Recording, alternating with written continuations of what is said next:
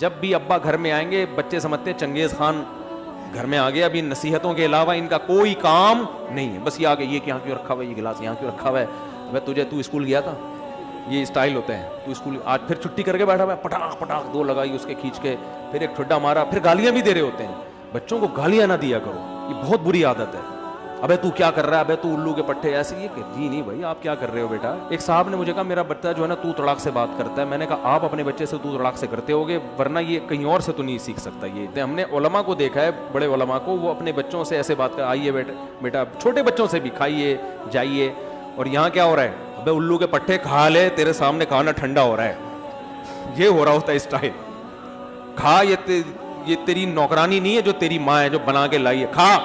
تو یہ اسٹائل ہوتا ہے, تو بچے کو گھر میں عزت بولو نہیں ملتی. وہ کہتے ہیں یار ہم تو ایسے ہی پیدا ہو گئے, پتہ نہیں کیوں پیدا ہو گئے اس گھر.